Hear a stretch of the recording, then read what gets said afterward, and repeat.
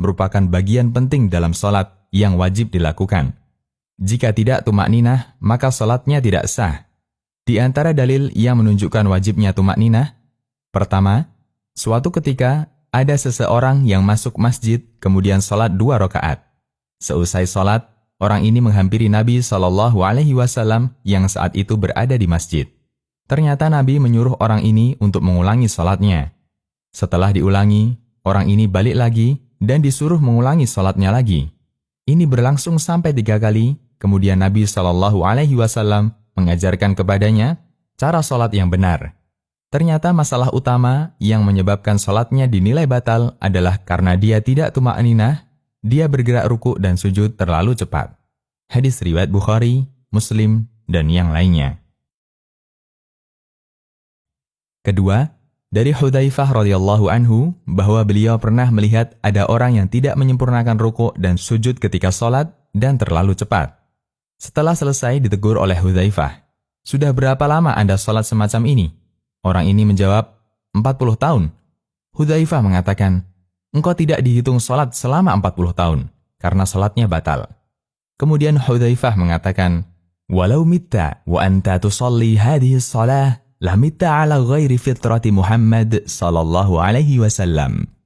Yang artinya, jika kamu mati dan model sholatmu masih seperti ini, maka engkau mati bukan di atas fitrah ajaran Muhammad sallallahu alaihi wasallam.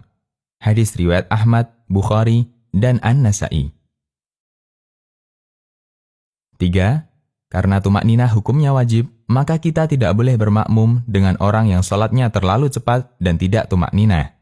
Bermakmum di belakang orang yang sholatnya cepat dan tidak tumakninah bisa menyebabkan sholat kita batal dan wajib diulangi.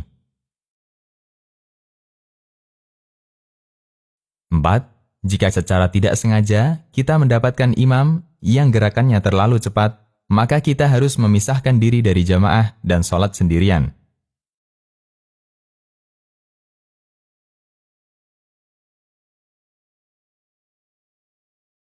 5. Orang yang terlalu cepat sholatnya sehingga tidak tumakninah disebut oleh Nabi SAW sebagai orang yang mencuri ketika sholat. Nabi SAW bersabda, "Aswa'un nasi sariqah alladhi yasriku min salatih." Yang artinya, pencuri yang paling jelek adalah orang yang mencuri sholatnya. Para sahabat bertanya, "Ya Rasulullah, bagaimana orang mencuri sholatnya?" Beliau menjawab, "La yutimmu ruku'aha wa la sujudaha." Yang artinya, dia tidak menyempurnakan ruku' dan sujudnya. Hadis riwayat Ibnu Abi Syaibah, Tabrani, Hakim, dan disahihkan Adz-Dzahabi. 6. Kita diajarkan untuk saling mengingatkan agar sholat kita sempurna.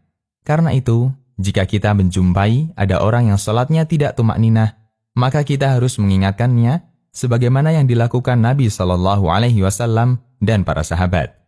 Karena jika dibiarkan, sholat yang dia kerjakan bisa berstatus batal. Demikian, semoga Allah memudahkan kita untuk menjaga sikap tumakninah dalam sholat.